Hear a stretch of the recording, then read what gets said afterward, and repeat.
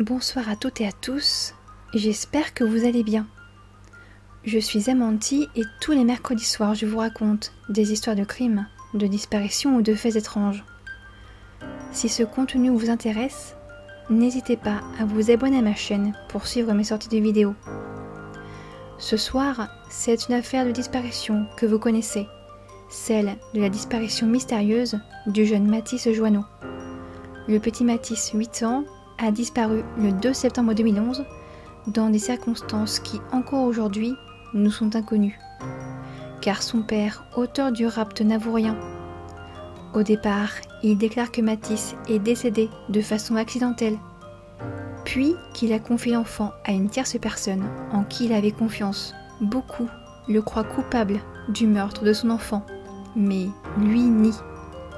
Selon ses propos, son fils est toujours en vie.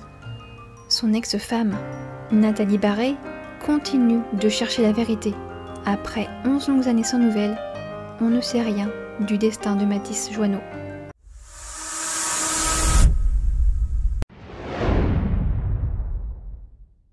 Le contexte familial et la disparition. Mathis naît le 20 juin 2003 et des divergences en ce qui concerne l'éducation de leur fils commencent. Le père oscille entre un débordement d'amour et de la rigidité. Lorsqu'il éprouve un sentiment de frustration, Sylvain Joanneau se fige.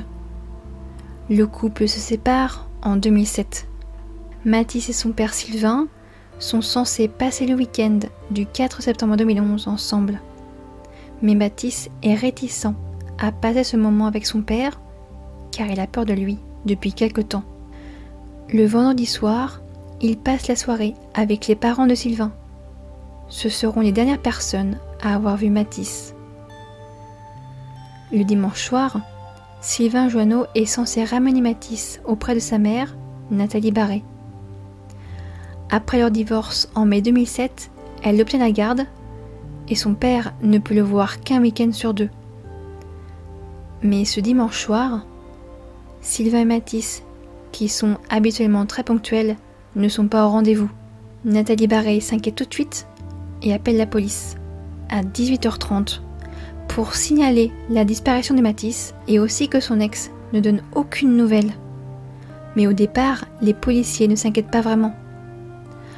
On apprendra beaucoup plus tard que Sylvain Joanneau avait déjà tenté d'enlever Mathis en janvier 2011. Il avait passé la frontière espagnole, mais Mathis pleurait et c'est la nouvelle compagne de Sylvain Joanneau qui va le convaincre de le ramener. Assez rapidement, cette disparition qui ne semblait pas inquiétante le devient. Le téléphone portable de Sylvain Joanneau est tracé. Il borne à Bayonne le 5 septembre jusqu'à Tarnos. Ensuite, plus de traces. Jusqu'à ce que le téléphone portable réapparaisse le 8 septembre au domicile des parents de Sylvain, accompagné d'une lettre manuscrite où il explique qu'il n'a pas grand-chose à perdre à enlever son fils. Un homme qui avait disparu pendant 11 ans avec ses deux garçons n'a purgé qu'une peine de 2 mois de prison. Et aussi qu'il a 30 000 € sur lui pour survivre seul avec son fils. Sylvain Joanneau avait donc tout calculé. L'enquête. Après plusieurs jours de recherche, le 9 septembre, le camping-car de Sylvain est retrouvé à 35 km de Caen, à Villiers-Bocage. L'intérieur est propre, sans traces de violence. On y trouve le cartable de Mathis, ainsi que le passeport de Sylvain. Le lendemain, sa Peugeot 206 est retrouvée près de Bayonne, à la Once. Dans ce véhicule, les enquêteurs vont trouver des tickets de caisse. Sylvain a acheté des jouets et des livres sur l'islam, car Sylvain Joanneau s'est converti à la religion musulmane à la suite d'une relation avec une Marocaine en 2006.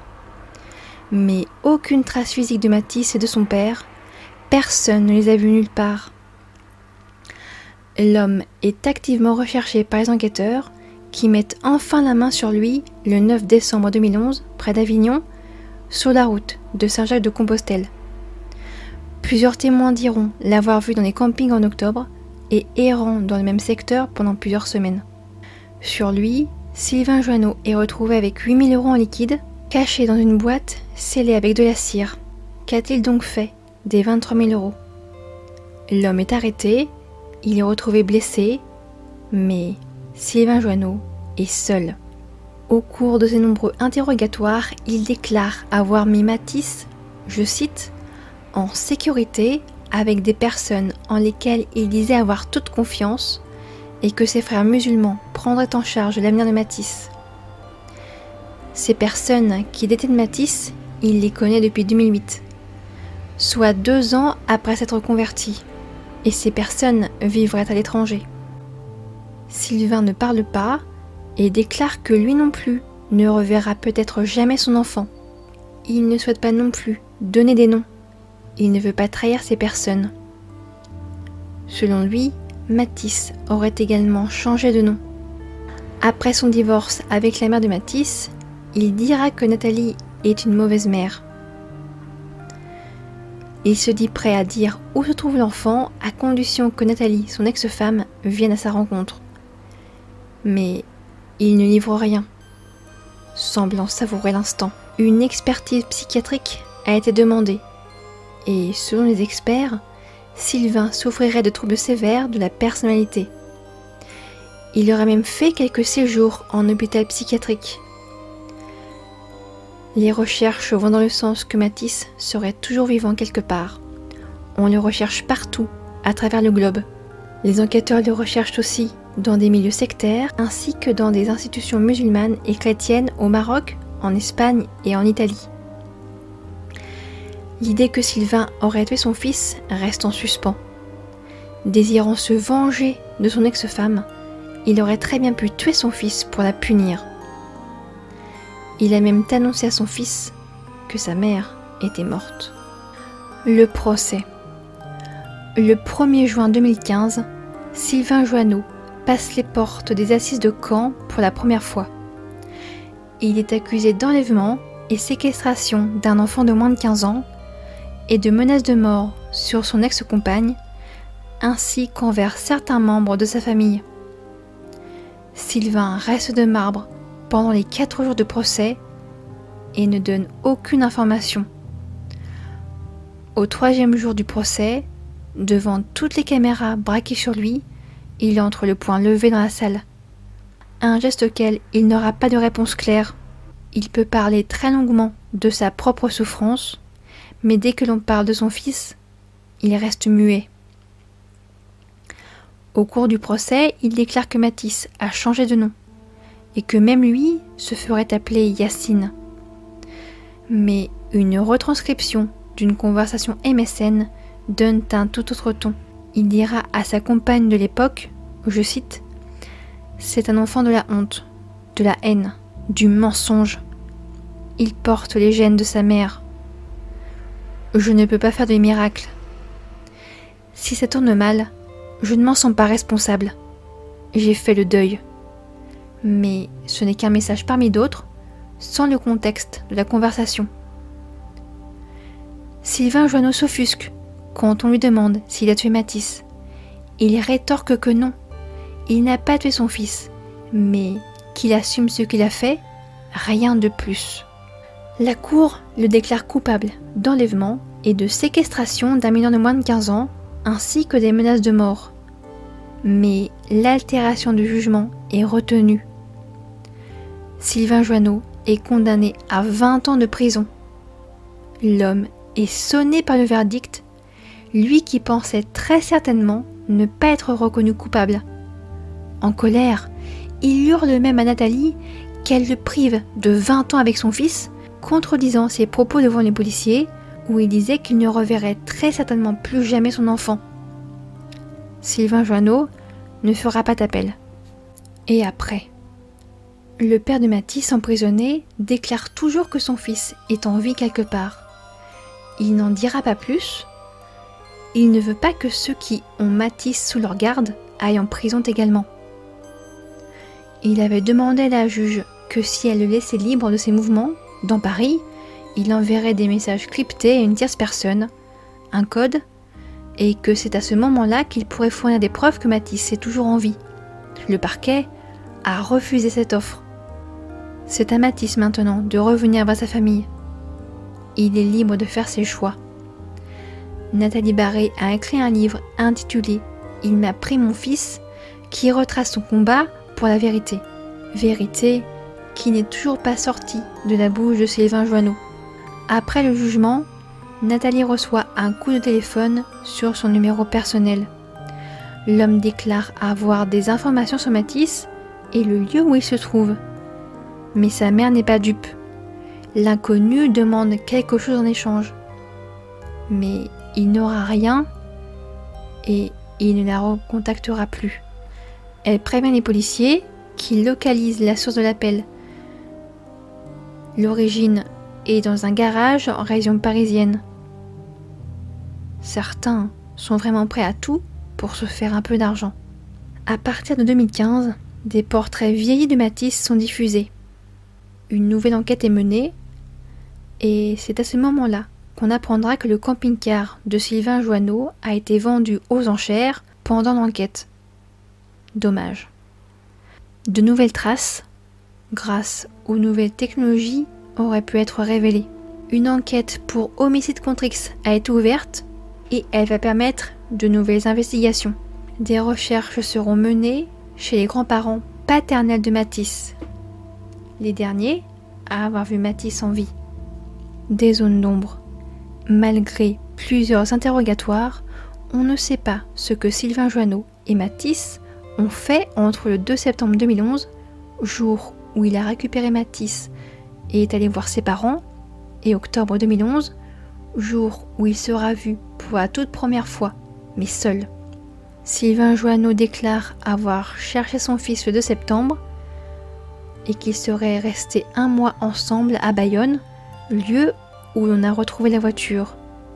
Donc ils seraient restés ensemble du 2 septembre au 2 octobre selon lui. C'est là qu'un témoin l'aurait vu la première fois, au cours du mois d'octobre. Il erre comme cela encore 2 mois avant d'être appréhendé. On ne sait pas non plus ce qu'il a fait des 28 000 €. Certes, il a peut-être eu des péages, dû faire quelques pains d'essence et acheter de la nourriture. Mais avec cette somme, aurait-il payé quelqu'un pour garder Matisse? Lui payer un faux passeport? De faux documents d'identité? On a retrouvé le passeport de Sylvain Joanneau dans son camping-car près de Caen. Donc, il ne l'a pas pris pour partir. Cela voudrait-il dire que quelqu'un est venu jusqu'à Bayonne pour chercher Matisse et passer la frontière avec de faux papiers pour lui. Sylvain Joanneau est décrit comme une personne à la fois intelligente et très fragile sur le plan psychologique, avec une personnalité manipulatrice et avec un besoin de reconnaissance immense. Il veut aussi retrouver son statut de père, statut qu'il a perdu en prison. Si vous êtes arrivé jusqu'ici, je vous en remercie. Vous avez donc toutes les informations, ou presque, au sujet de la disparition de Matisse Joanneau. Vous êtes maintenant dans la partie conclusion de la vidéo. Il y aura donc des passages un peu crus où je donne mon ressenti pur et personnel qui n'engage que moi. Si des proches de Matisse voient cette vidéo, les propos qui vont suivre seront peut-être difficiles à entendre et je m'en excuse. Le 29 septembre 2021, l'émission Appel à témoins sur M6 a remis cette affaire en avant. Matisse Joanneau reste introuvable. Cela fait déjà 11 ans. Matisse est un homme maintenant. Il a 19 ans et si, comme son père le dit, il est toujours en vie, il est donc en capacité de se montrer ou de communiquer avec le monde. Sauf s'il n'est pas connecté au monde via Internet ou qu'il n'a pas de télé. Ou simplement qu'il n'est pas libre de ses mouvements.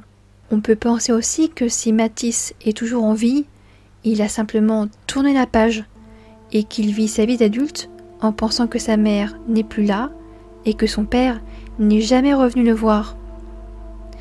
Peut-être qu'à la base, Sylvain Joanneau devait le suivre avec de faux papiers, mais la disparition de Matisse faisait les gros titres à ce moment-là. Alors, ceux qui devaient faire passer Matisse et son père contre la somme de 28 000 € lui ont dit que c'était impossible pour lui de les suivre, car il est recherché et qu'un mandat d'arrêt court contre lui, que Sylvain Joanneau doit attendre un petit peu, que les choses se tassent pour les rejoindre. Mais il se fait prendre avant. Rappelez-vous qu'il est retrouvé errant près d'Avignon et que selon plusieurs témoignages, il aurait erré dans le secteur pendant 2 mois. Comme si qu'il attendait quelque chose, ou quelqu'un, ou un signal. Il reste l'hypothèse que Sylvain Joanneau ait menti et qu'il ait tué son fils au cours du week-end du 4 septembre ou après avoir passé 1 mois avec lui en dépensant 28 000 € pour se faire de beaux souvenirs. Et qu'après avoir commis son crime, il a erré pendant 2 mois, une forme de rédemption, de punition. On le retrouve presque figé, comme lors de ses crises. Voilà, la vidéo est maintenant terminée. Si vous êtes toujours là, je vous remercie de l'avoir visionné jusqu'au bout et j'espère que ce contenu vous a plu. N'hésitez pas à me le faire savoir en cliquant sur le petit pouce en l'air et à vous abonner à la chaîne. Je vous mets en lien la page Facebook du comité de soutien pour Mathis Joanneau, si vous désirez montrer votre soutien à la famille et proche de Mathis. Aujourd'hui, enquêteurs, bénévoles et médiums de recherche. La question demeure, où est Mathis? Son père a, comme il le dit et le répète, confié son fils à des personnes en qui il a confiance, rencontrées en 2008? Ou alors, l'a-t-il tué de façon accidentelle ou volontaire? Laisse-t-il planer le doute pour faire parler de lui, pour être une nouvelle fois le centre de l'attention? Sylvain Joanneau pourrait sortir en 2026, s'il en fait la demande bien sûr. La dernière fois que Mathis sera vu, c'est le vendredi 2 septembre avec les parents de son père. Après, plus aucune trace. Mathis, s'il est toujours en vie, aurait 19 ans. Il est adulte. Et pourrait se manifester de lui-même auprès de sa mère. N'hésitez pas à partager votre avis en commentaire. Je vous souhaite à tous une bonne semaine et je vous donne rendez-vous ce week-end pour les actualités crimes et disparitions de la semaine. Et d'ici là, n'oubliez pas,